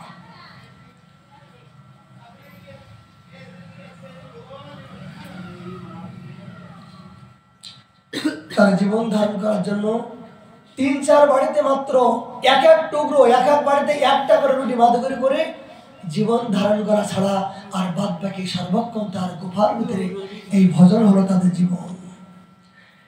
এইভাবে তিনি উৎকণ্ঠা, অনুরাগ, হা রাধে হা প্রাণা, তুমি কৃপা করে বৃন্দাবনে নিয়ে আসছো, আমি এই চোখে তোমাকে দেখতে পেলাম না, এই জীবনে তোমাকে পেলাম না, আর তোমাকে যদি নাই পেলাম কেন নিয়ে আসলে? আমার মরণ আমার ভালো ছিল। এই অনুরাগ করতে করতে তার চোখটা অন্ধ হয়ে গেল, জল পড়তে পড়তে অন্ধ হয়ে গেল। দিন রাত কাঁদতে কাঁদতে 40টা বছর কেটে গেল। 40টা বছর তিনি কাঁদতে কাঁদতে তার চোখের জল ভাসতে ভাসতে অন্ধ হয়ে গেল। ধৈর্যের আর সেবা নয়, বিরহ উৎকণ্ঠা, তিনি মূর্ছিত হয়ে যান। কৃষ্ণ কৃষ্ণ বলতে বলতে যখন মূর্ছিত হয়ে যান, তখন কে জায়গায় জানেন? এই বৃন্দাবনে ময়ূরগুলো পেখম তুলে, এই বাবার পাশে এসে পেখম তুলে তারা কুহু কুহু শব্দ করে বাবার এই মূর্ছা ভেঙে দেয়। চিন্তা করতে পারেন যে গভীর জঙ্গলের মধ্য দিয়ে যখন বিরহে উৎকণ্ঠায় যখন মূর্ছিত হন, তখন জঙ্গলের ময়ূরগুলো পর্যন্ত পেখম তুলে কুহু কুহু শব্দ জানিয়ে এই বাবার মূর্ছা ভেঙে দেয়। পাখিগুলো পর্যন্ত কুহু কুহু শব্দ রব করে বাবার মূর্ছা ভেঙে দেয়।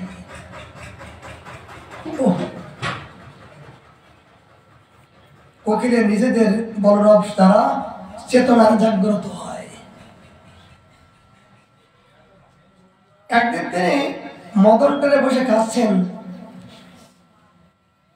চোখের জলে ভাসছেন। হারাদে হাপড়ানো, তোমার এই জীবনে কি আর দেখা পাবো না? এই চোখ তো অন্ধ হয়ে গেল, এই অন্ধ চোখ দিয়ে কি তোমায় কি আর পাবো না? হঠাৎ করে যুগল কিশোর আসছেন ওই রাস্তা দিয়ে।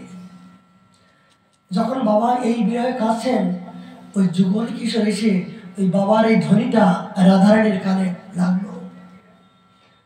রাধারানী বললেন, কৃষ্ণ দেখো তো, ভালো করে কান মেলে দেখো তো, আমার ভক্ত আমার নাম ধরে বারবার ডাকছে, বারবার চিৎকার করছে।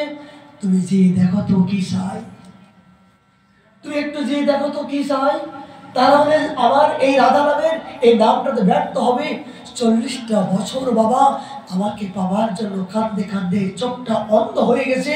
এখনো যদি আমি এখনো ঘুমাই থাকি, এখনো যদি তার পাশে না যাই, আমার বৃন্দাবনে আর কেউ আসবে না। শ্যাম শ্যাম, আমি আর সইতে পারছি না, যাও তুমি যাও। তুমি যে আমার এই ভক্তকে দেখো কি চাই, ও কি চায়, ওর মনের ইচ্ছা কি, তুমি মনের ইচ্ছা পূরণ করো।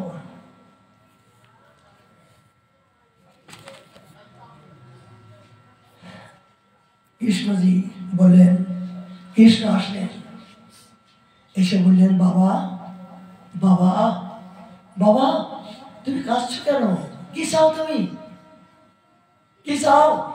ক্ষুধা লাগছে, রুটি নিয়ে আসবো? তোমার কোনো গায়ে ব্যথা যন্ত্রণা? তোমার কি কিছু হারিয়েছে? তোমার কাছ থেকে কেউ কেড়ে নিয়েছে? তুমি এখনো এখানে কেন আসো?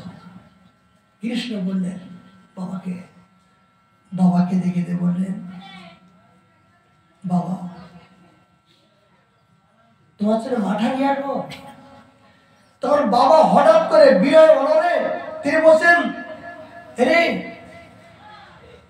আরে রাখাল, তুই যা, এখান থেকে চলে যা, গরু চড়াতে যা, তুই আমার ব্যথা কি করে বুঝবি?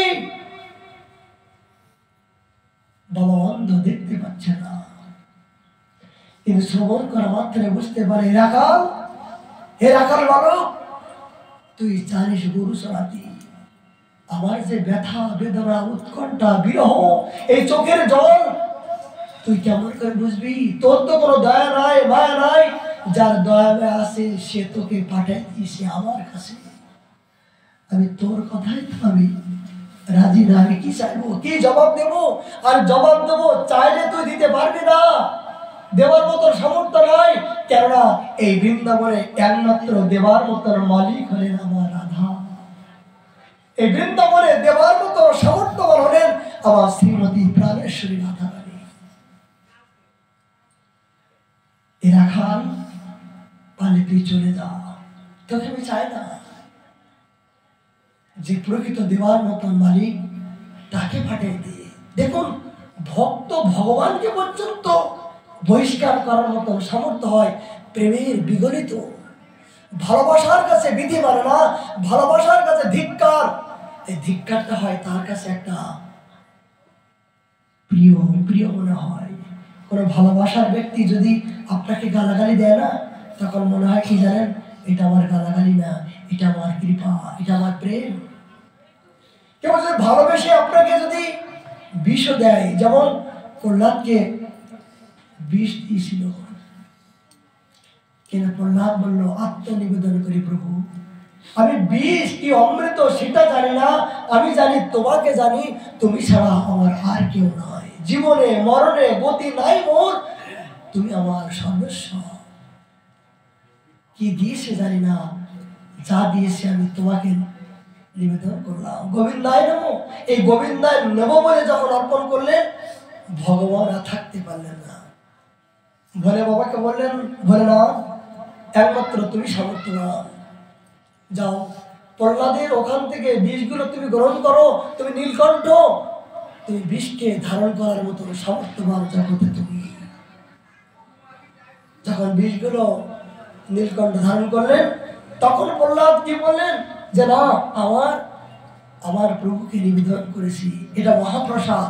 এই মহাপ্রসাদের প্রতি শ্রদ্ধা পরিপূর্ণ হয়েছিল ভিতরে, মহাপ্রসাদের প্রতি শ্রদ্ধা হয়েছিল বলে প্রহ্লাদ সেটা বিষ মনে করেনি, সেটা মনে করেছিল আমার প্রসাদ, আমার প্রভু দেবার মতো প্রসাদ হয়েছে।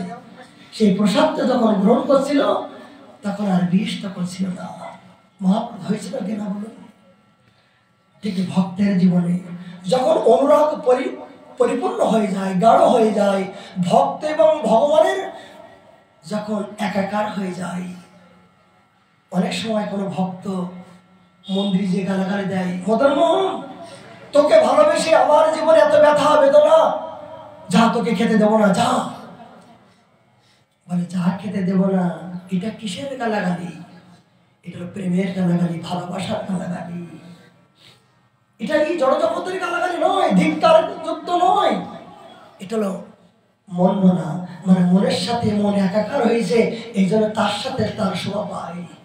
এই কথাগুলো যার সাথে যার ভাব, তার দেখলে লাভ, তিনি একমাত্র এই কথাগুলো বলার মতন সমর্থবান, যিনি জগতের চেয়েও ভগবানকে যিনি হৃদয়ে আপন করতে পেরেছেন, তিনি কেবল একমাত্র এই জাতীয় গালাগালি দেওয়ার মতন সামর্থ্যবান হন।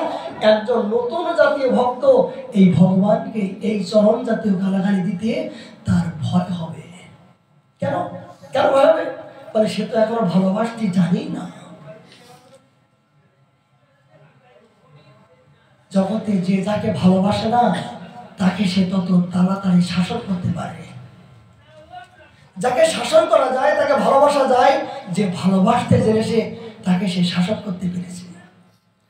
ঠিক ভক্ত এবং ভগবানের সাথে যখন লেনাদানে একাকার হয়ে যায়, ভক্ত কি, ভগবান কি শুধু ভক্তের ভালোবাসা চায় না, তার ভিতরতে অনুরাগটাও তিনি চাই। কি অনুরাগ? একজন বলছেন, কৃষ্ণ সত্য করে বলো তো, তোমাকে পেতে গেলে কি করলে তুমি প্রসন্ন হও?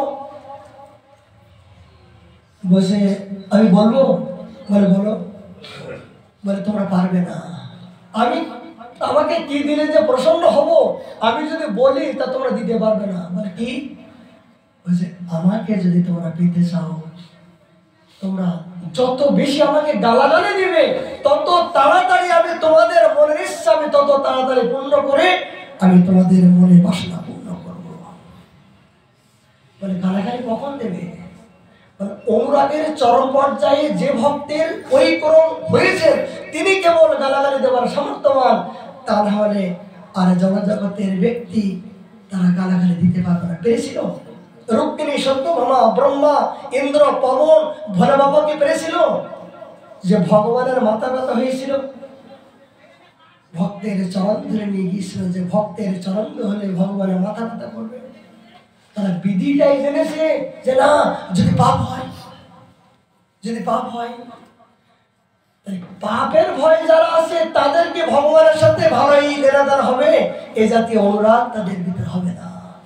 যাদের জীবনে আমার এই ভাবনা থাকবে, তার এখনো বিধি মাফিক ভজন চলছে।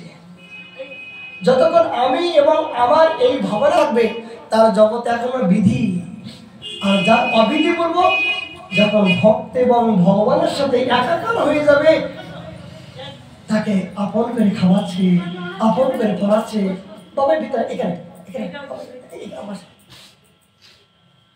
অনেকে দেখি অনুরাগী গোপালকে কোলে করে নিয়ে, গোপাল তার ক্ষুধা লাগছে না, আমার সারাদিন আসতে দেরি হয়েছে, নে নে নে নে এটা খা, এটা খা, এটা মিষ্টি না, এটা মিষ্টি, এটা সুন্দর। গোপাল এই ঠান্ডার সময় তোকে ঠান্ডা লাগছে, খবরদার খবরদার, তুমি কোথাও যাবি না, কিন্তু বাইরে কিন্তু প্রচন্ড ঠান্ডা পড়ছে, বাইরে কিন্তু গেলে কষ্ট হবে, তুই এখানে চুপচাপ করবি, চুপচাপ করবি।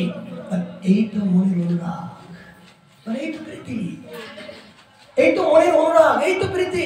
মানে শাসন করছেন, মন থেকে ভালোবাসছেন, যাওয়ার প্রেরণা। ঠিক বাবাও এরকম রাধারানীকে এমন পরিমাণে ভালোবেসেছেন যে কৃষ্ণকে পর্যন্ত ধিক্কার দিচ্ছেন, যা রাখাল তুই গরু চড়াতে ভালোবাসিস, আমার ব্যথার ব্যথা কি বুঝবি? আমার যে আগুন লাগছে ভিতরে, কোন আগুনে দগ্ধ হয়ে আমি 40 বছর যাবৎ আমার চোখ দিয়ে জল পড়ছে, তোকে বললে তুই তো বুঝতে পারবি না রাখাল, তুই তো এই বিরহ জানিস না। কিন্তু আমার রাধারানী জানে, তোকে পাওয়ার জন্য যে রাধারানী আমার নাম যে নয়, রাধারানী বললেন আমার নাম যে নয় আমি তারে আমার মতন করে ছাড়ি।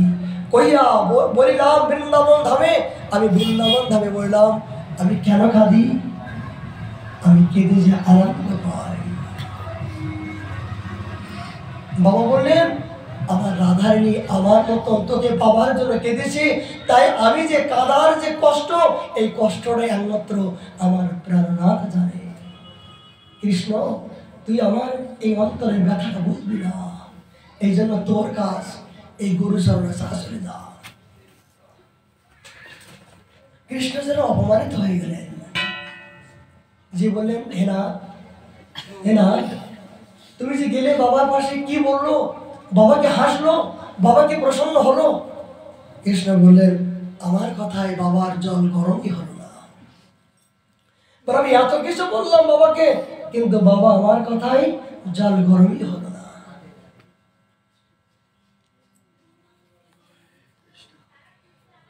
তখন রাধারানী বললেন রে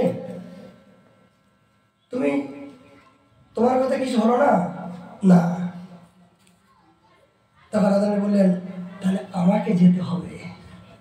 কৃষ্ণ আমার ভক্তকে প্রসন্ন করার জন্য তোমাকে পাঠালাম, তুমি আমার যে বৃন্দাবন নাম জগতে আমাকে কেন ভালোবাসে এইটা তুমি দেখে নাও। তোমাকে জগৎ ব্রহ্মাদি দেবতা তোমার চরণ বন্দনা করে, তোমাকে ভালোবাসে, কিন্তু তোমাকে ভালোবাসার পরও বৃন্দাবনে যে তোমাকে কেউ নয়, তোমাকে কেউ ভালোবাসে না, এবং তোমার যে কোনো যোগ্যতা নাই সেইটা তোমাকে দেখাতে চাই।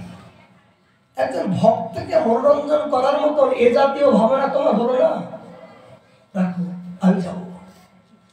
আমার কিশোরী গেলেন। বাবা রাধাজি বাবার কাছে গিয়ে বলেন বাবা মধুর ডাক, মধুর ডাকে বাবা তুই কাঁদছিস কেন, তুই কাঁদছিস কেন, কি দরকার তোর, তোর কি বউ মারা গেছে? বাবা হাসালেন প্রথমে, আরে বাবা তুই 40 বছর ধরে তুই কান্নাকাটি করছিস কেন, তোর কি বউ মারা গেছে নাকি, কি জন্য কাঁদছিস, কি জন্য তোর চোখে জল বল। এই রাধারানীর কথা যখন শুনলেন তখন বাবা বললেন লালি সেজন্য কাঁদছি না, যার জন্য কাঁদছি সে আমার ভুলে গেছে গো, আমি সেজন্য, আমার বউ নাই, আমি সারা জীবন বিবাহ করি না, আমি বউ পাবো কোথায়, কিন্তু যার জন্য কাঁদছি সে আমার কথা ভুলে গেছে। বাবা সে তোর কে হয়, দাদা সে তোর কে হয়? লালি তুই জানিস না সে হচ্ছে ব্রজের ছলিয়া, বলছে সে আমার কি হয় জানিস, সে হলো এই ব্রজের ছলিয়া, সবাইকে ছল করে, সবাইকে কাঁদিয়ে নিঃস্ব রিক্ত করে তিনি আনন্দ পায়। যার ভজন করতে করতে আমি বুড়ো হয়ে গেলাম, 40টা বছর আমার একাধিক করে অতিবাহিত হয়ে গেল, কিন্তু আমার সাথে শুধু তিনি ছল করতেই আছেন। এক ঝলক দেখা দেয় আবার চলে যায়, এক ঝলক দেখা দেয়, যেন হঠাৎ করে তাকে ভজন করি আসে, দেখা দেয় আবার চলে যায়। তিনি ছল করে আমাকে অনেক ঠকানোর চেষ্টা করছে। রাধারানীর সামনে দাঁড়িয়ে কথা বলছেন, আর বাবা তো অন্ধ, দেখতে পাচ্ছে না রাধারানীকে। সাক্ষা রাধারানী, রাধারানী বললেন, লালি কি বলবো, ওই সঙ্গে রাধা নিষ্ঠুর হয়ে গেছে, রাধার নিষ্ঠুর, আমি নিষ্ঠুর বলেই নিজেকে লুকিয়ে, রাধা বলেন, রাধার নিষ্ঠুর বলে আমি লুকিয়ে লুকিয়ে তার কথাগুলো বলি। বাবা আমার নাম রাধা, তুই সারা জীবন 40 বছর ধরে যাকে রাধা রাধা রাধা বলে চিৎকার করছিস, সেই রাধা নামটা আমি, আমি সেই তোর আরাধ্য দেবতা, তোর সামনে আমি দাঁড়িয়ে আছি। বল কি চাস, তুই কি চাস? কি আর চাইবো, আমার জীবনে তো সন্ধ্যা হয়ে গেল, সকাল থেকে তো সন্ধ্যা হয়ে গেল, দেখতে দেখতে 40টা বছর অতিক্রম হয়ে গেল, এখনো তো কিছু পেলাম না। আর এখন বৃদ্ধ বসে কি চাইবো আর কি পাবো, আর এখনো কি পাবো, এ কি কোনোদিন বিশ্বাস হয়? বাবা কেঁদে বললেন, লালি কি চাইবো, 40টা বছর তো চাইলাম, তার একটু দেখবো, তার একটু সামনে দেখবো, এক নজরে দেখবো, এইটুকুর জন্য সমস্ত সব ত্যাগ করে পড়ে রইলাম, কিন্তু এইটুকু আমার জীবন হচ্ছে না। আর এই বার্ধক্য বয়সে আমি কি চাইলে পাওয়া যায়? এক ঝলক দেখিয়ে দিয়ে যেত, বাবা তুই খুবই ভোলা ভোলা, তুই খুবই ভোলা ভোলা। বলে কেন, তুমি চোখে দেখতে পাচ্ছ না যে আমি তোমার সামনে দাঁড়িয়ে আছি? লালি বলে তো দেখছি, জানিস না যে সময় সে তার করকমল বসে, তুই দেখতে পাচ্ছিস না তোর সামনে তোর আরাধ্য দেবতা দাঁড়িয়ে আছি? বাবা বলে, লালি আমি তো দেখবো, কিন্তু আমি তো চক্ষুহীন, অন্ধ, দেখতে পাচ্ছি না। কেমন করে দেখবো যে তুমি যে বলছো যে আমার আরাধ্য দেবতা, কিন্তু আরাধ্য দেবতা যদি হও তাহলে আমি তো দেখতে পাচ্ছি না। আর তুমি যদি প্রকৃত আরাধ্য দেবতা হও তাহলে আমাকে দর্শন করাও, তবে দেখবো যে না আমার আরাধ্য দেবতাকে পেলাম। রাধারানী তার বামের হাত দিয়ে স্পর্শ করে যখন স্পর্শ করলেন, বাবা তার অপলক দৃষ্টি যখন দর্শন করলেন তখন মূর্ছা হয়ে গেলেন। ও 40টা বছর এই বৃন্দাবন ধামে হা রাধা রাধা বলে চিৎকার করলাম, রাধে তোমাকে ডাকলে, তোমাকে ভালোবাসলে যে তুমি দয়া করো, তুমি করুণাময়ী, এটা কোনোদিন মিথ্যা নয়। রাধে আমার মতন অপরাধীর সামনে তুমি আসলে, আমি তো সারা জীবন মনে করলাম যে অযোগ্যবান ব্যক্তির তুমি সারা জীবন দেখা দেবে না, কেন আমার তো সে জাতীয় কোনো গুণ নাই, সে জাতীয় কোনো যোগ্যতা নাই, সে জাতীয় আমার কোনো ভজন নাই, রাধে আমি এ জীবনে পাবো না, এইটাই মনে করছিলাম। যার জন্য তোমাকে পাবার জন্য চোখটা অন্ধ হয়ে গেল, তাতে আমি কোনো দুঃখ বোধ করি নাই, মনে করছিলাম রাধে এইটা আমার দুষ্কৃতি, এ নয়ন অন্ধ যদি বা হলে ভালো হলো, কারণ এই চোখ দিয়ে যদি তোমাকে দর্শন না করতে পারলাম তাহলে এই চোখের কি মহিমা হলো? এই চোখটা ব্যর্থ, অন্ধ হওয়া ভালো ছিল। আমি মনে করছিলাম এটা আমার কৃপা বটে। আজ তুমি সাক্ষাৎ এই দাসকে তুমি দর্শন দিলে, তুমি এই দাসের মনের ইচ্ছা পূরণ করলে। আমি তো সারা জীবন এইটুকু চেয়েছিলাম তোমাকে একবার দর্শন করব, তোমার এই নয়ন, তোমার অপলক দৃষ্টিতে আমি একবার দর্শন করার লালসা, এইটাই আমার লালসা ছিল। রাধারানী তার সামনে মিষ্টি মিষ্টি হেসে তিনি ঝলকে ঝলকে নয়ন দিয়ে বাবার নয়নে নয়নে নয়ন দিয়ে যেন সারা জীবনের দুঃখগুলো বাবার এক মুহূর্তের জন্য, সারা জীবনের 40 বছরের দুঃখ বাবা নিজেই বাবার কাছ থেকে হরণ করে নিয়ে রাধারানী অপ্রাকৃত আনন্দ বাবার কাছে দান করলেন, শক্তি সঞ্চার করলেন।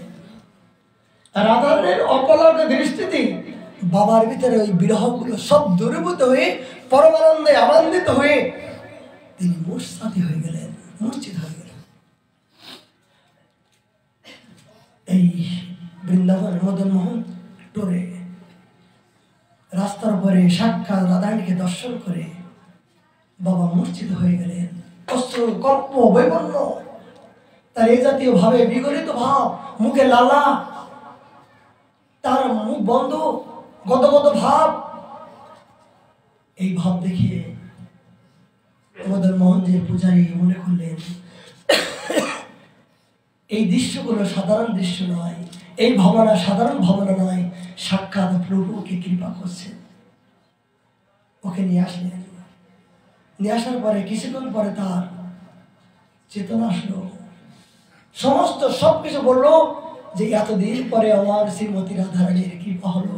আমি তো চেয়েছিলাম এই দিনের অপেক্ষায়, এই দৃশ্যের জন্য, কিন্তু আমার সফল হলো। এই সফল হলো যখন বললো, তখন ধীরে ধীরে ধীরে ধীরে তিনি ওই ব্রজরাজের মধ্য দিয়ে ওইখানে তিনি তার নিঃশ্বাস চলে গেলেন।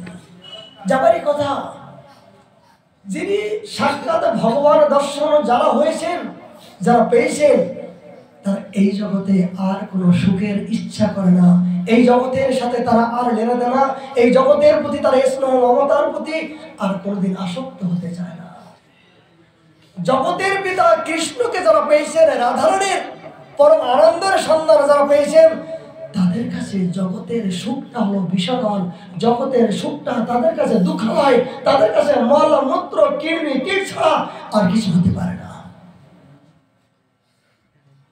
তারা তো জগতের মাঝে থাকতে চায় না। কি জন্য থাকবে? তারা জানতে পেরেছে জগতে যা কিছু সবই মলমূত্র, যেখানে ভালো পারবে, যেখানে যাবে সবই কামনা বাসনা, চাওয়া পাওয়া, বিষয় ভোগ বিবৃতি, এছাড়া তো আর কিছু আছে বলুন তো? জগৎ মাঝারে জগতে কি আছে? এই তো সব।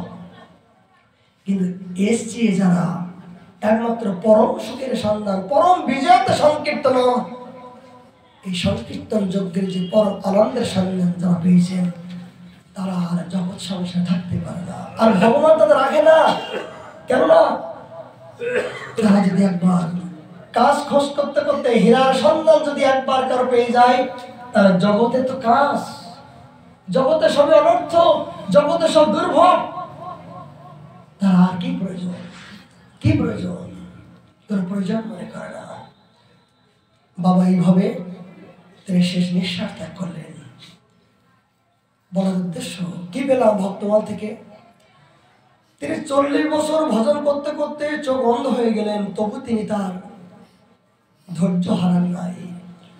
আমরা দুমালা গুরুদেব বলছেন 16 মালা হরিনাম করো, 1 মাস হরিনাম করতে পারলাম না। গুরুদেব বললেন, বাবা হরিনাম করছি কিন্তু বুঝতে পারছি না, কিছু পরিবর্তন হচ্ছে না। বলছে, বাবা জন্ম জন্মান্তরের এই ভিজে কাঠটা জলের ভিতরে পড়ে জল ভরা ভিজে, হঠাৎ করে জল থেকে উঠাইয়ে যদি মেশিন দিয়ে তাকে আগুন লাগানোর চেষ্টা করো, তাহলে কি ওই ভিজে কাঠটা তাড়াতাড়ি জ্বলবে?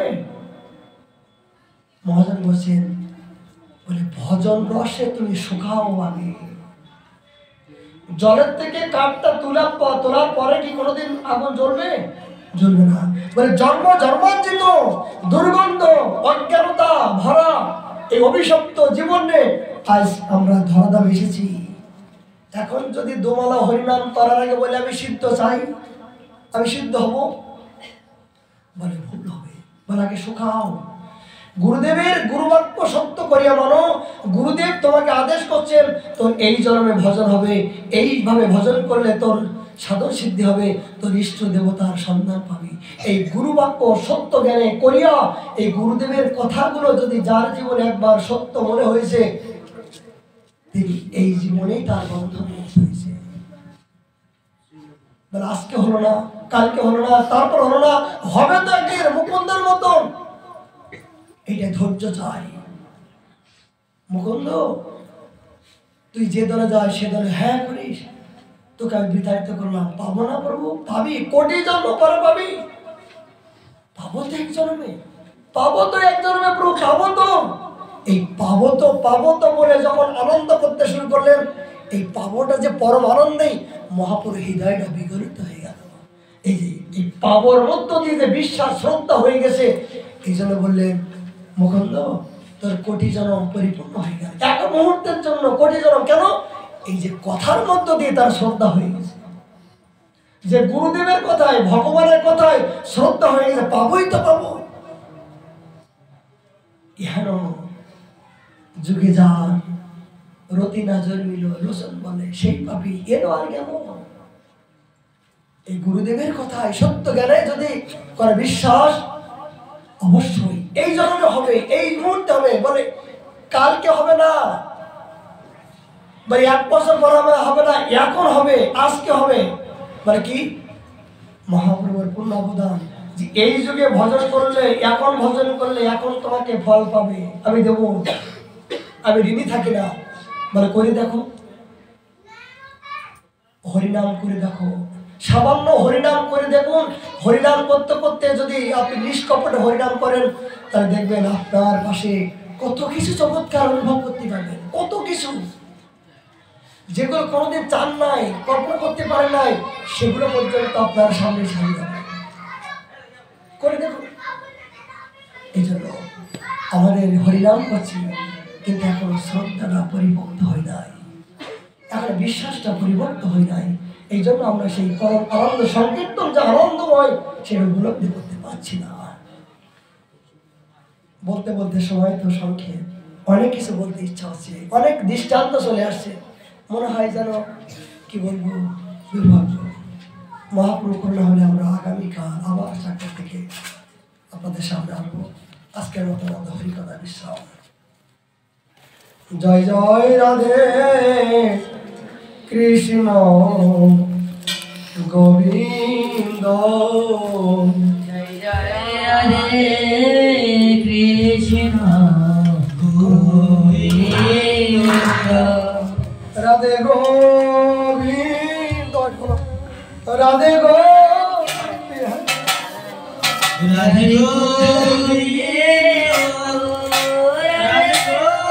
গোবিন্দ, রাধে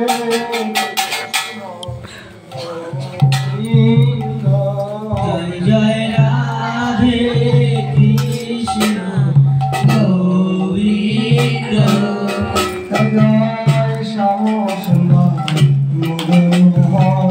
বৃন্দাবন চন্দ্র, জয় জয় শ্যাম সুন্দর বৃন্দাবন চন্দ্র, জয় জয় রাধা রমন বিহারী শ্রী গোকুলানন্দ, জয় জয় রাধা রমন বিহারী শ্রী গোকুলানন্দ, জয় জয় রাধা কান্ত রাধা শ্রী রাধে গোবিন্দ, জয় জয় রাধা কান্ত রাধা শ্রী রাধে গোবিন্দ, জয় জয় রাধেশ্বরী রায় ভালো গোল চন্দ্র, জয় জয় রাধেশ্বরী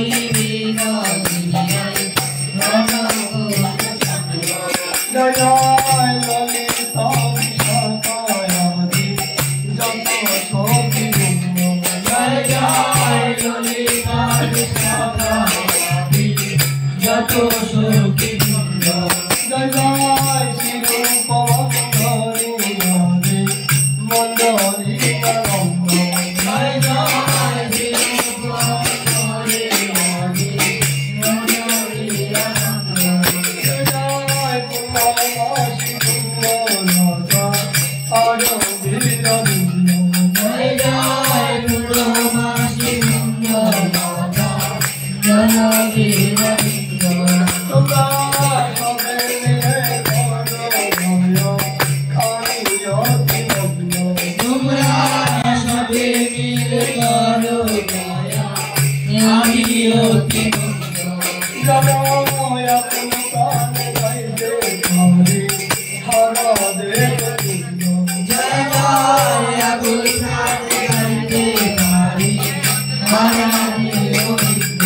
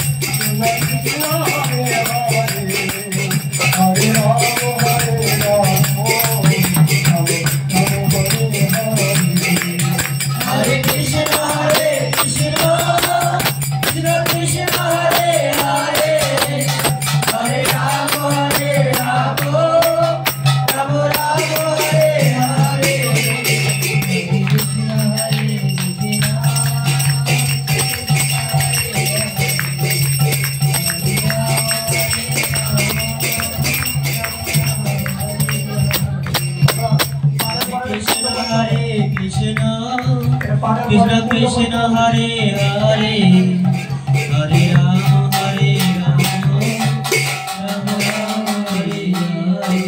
Hare এই কীর্তন জগতের কোনো পরীক্ষা করি সাধু সঙ্গের কোনো পরীক্ষা বা প্রসাদের ব্যবস্থা আছে কিনা দেখ রাধে রাধে রাধে রাধে শ্যাম। চল চল চল চল চল চল চলো চলো চল